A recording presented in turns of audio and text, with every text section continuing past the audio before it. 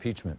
And tonight we're taking a closer look at what impeachment means and perhaps more importantly, what it does not mean. I-Team reporter Sean Haggerty now spending time with a UT professor, Sean, to kind of break it all down for you. Yeah, very interesting process. Let's start with this. President Trump will not be removed from office anytime soon, if ever. What you're seeing right now is the first step in what could be a very long process. The impeachment process starts in the U.S. House. All the House committees currently investigating the president's action will continue their work just under this new umbrella of an impeachment inquiry. All an impeachment does is establish, yes, there's enough evidence to go to trial. We think that this merits removal, and now it's up to the Senate to decide that. If the House votes yes, that trial would be in the Senate. The Chief Justice of the Supreme Court would preside. If and only if the Senate gets to a two-third majority, would the president be removed.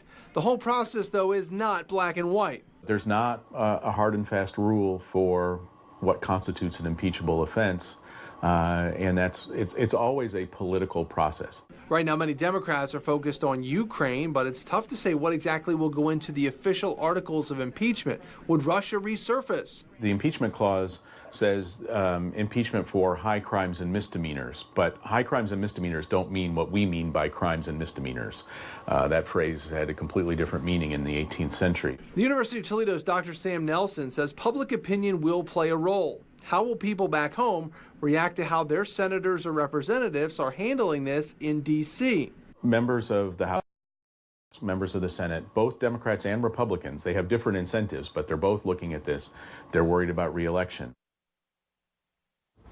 So you can expect to see all of this go into the year 2020. That, of course, an election year. If a trial is authorized by the House, the Constitution really doesn't spell out how quickly the Senate must hold that trial.